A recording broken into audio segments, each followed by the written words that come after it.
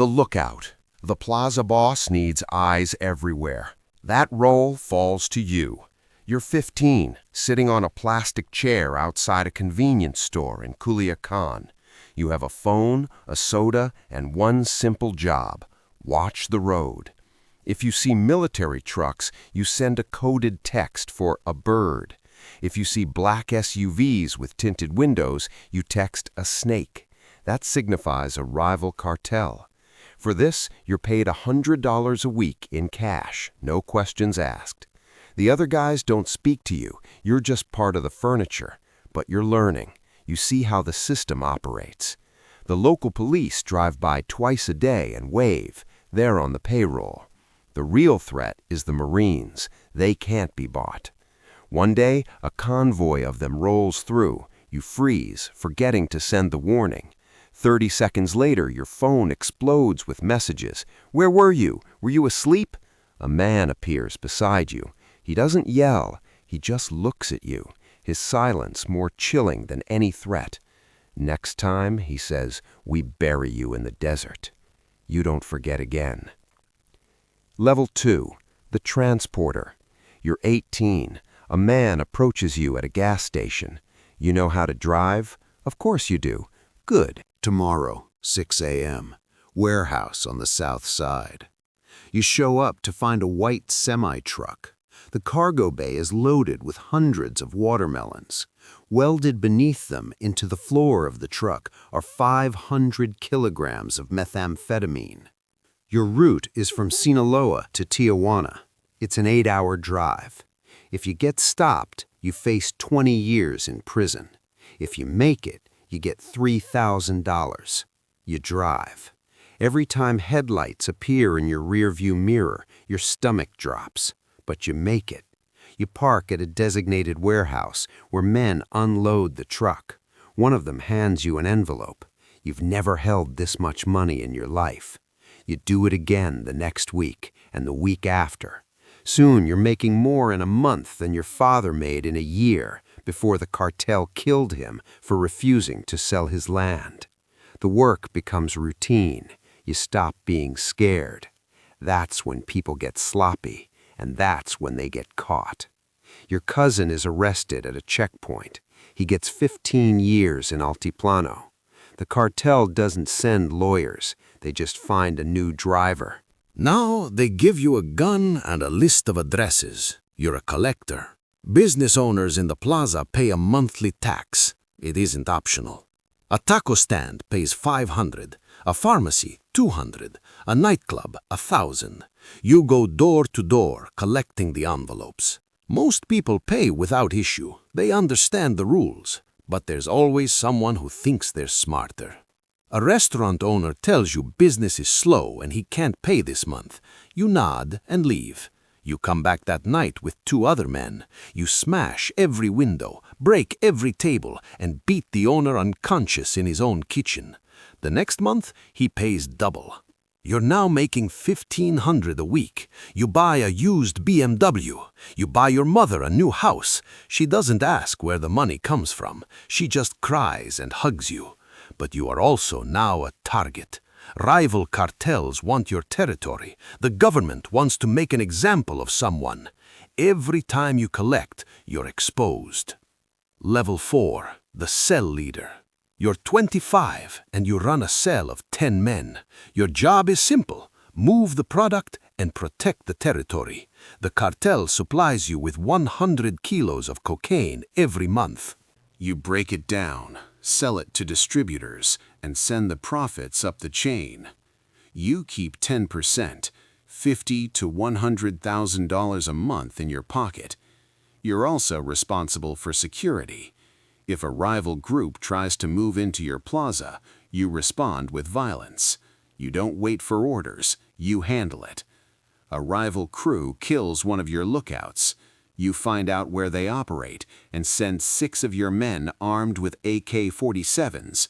They walk into a bar and open fire. 12 people die, 5 of them civilians. It makes the national news.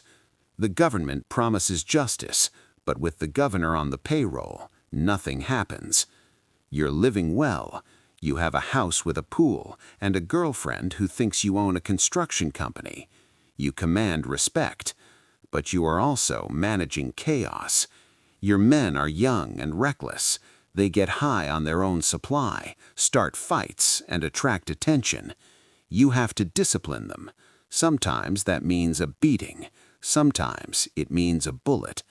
And the pressure from above is constant.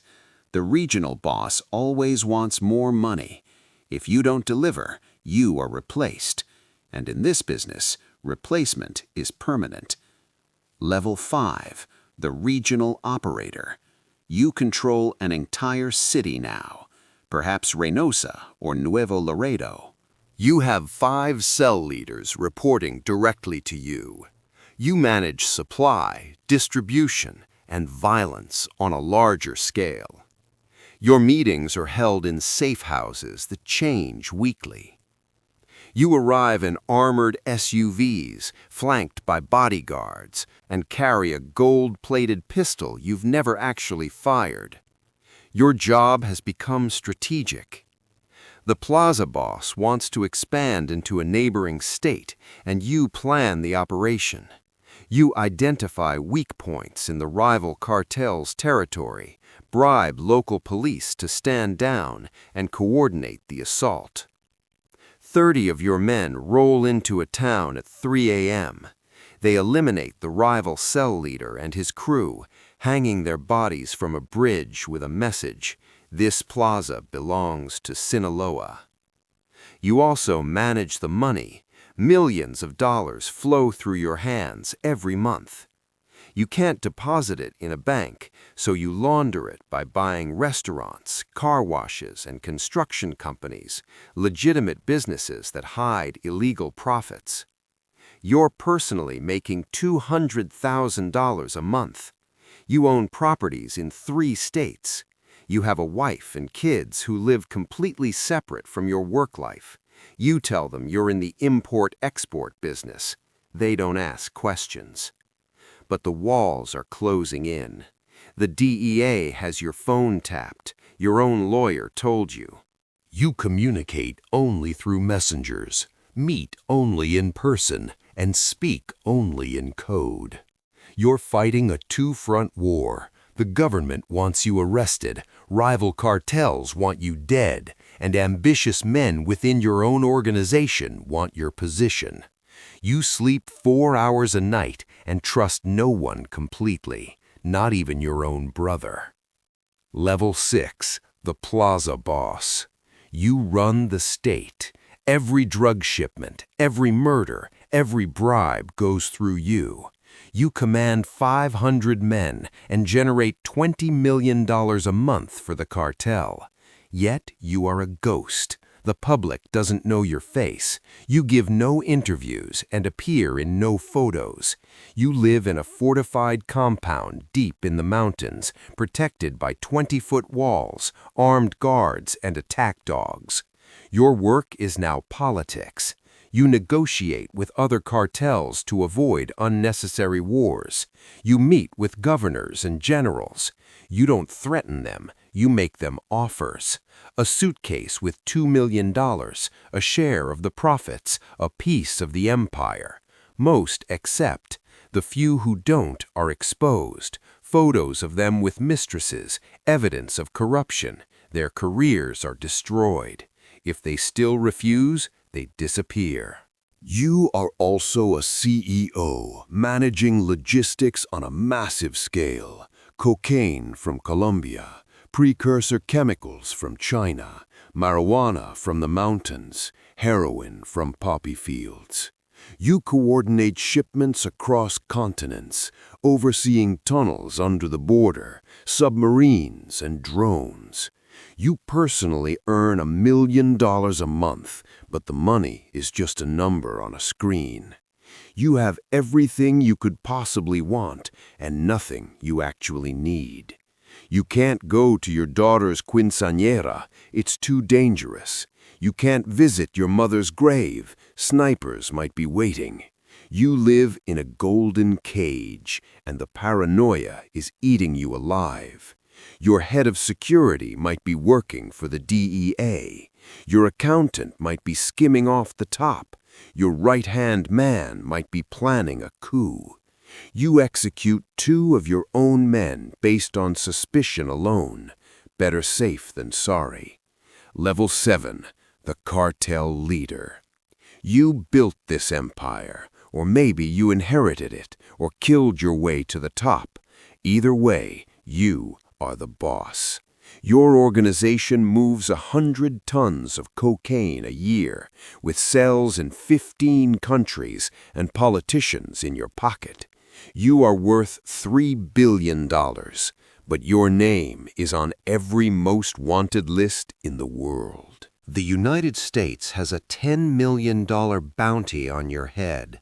The Mexican government has special forces dedicated to hunting you down. You move between safe houses every 3 days. You communicate through encrypted messages that are destroyed after being read. You've had plastic surgery twice. Your own children might not recognize you. You meet with the leaders of other cartels to divide up the country, not like a business deal, but like kings dividing a map. You get Sinaloa and Sonora. They get Tamaulipas and Veracruz. For a time, everyone makes money and everyone stays alive. But it never lasts. Someone always gets greedy. War breaks out. Hundreds die as towns become battlefields, and you cannot stop. If you try to retire, your own people will kill you. You know too much. You're too dangerous to be left alive. You are the most powerful criminal in the Western Hemisphere, and you are also the most hunted man on Earth. Level 8, Supermax. They got you. Maybe it was a raid, maybe a betrayal, but now you're in a cell at ADX Florence, Colorado. 23 hours a day in isolation, concrete walls, a steel door, no windows. You will die here. There is no escape. No bribe will work. No army can break you out. El Chapo tried twice. He's in the cell next to yours now. You had billions. You had an empire. Now you have 4 concrete walls and the rest of your life to think about every person you killed to get there. Level 9, the successor.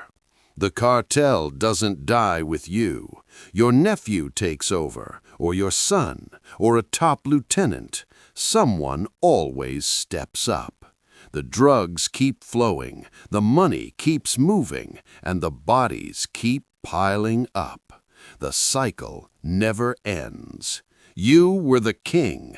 Now you're a legend, a cautionary tale, a ghost story parents tell their children about what happens when you get too greedy, when you think you're untouchable. But right now, there's always another kid in Culiacan, sitting outside a convenience store, watching the road, waiting for his chance. This is the cartel, not a gang, but a business, a billion-dollar empire built on blood and corruption, and it's still running.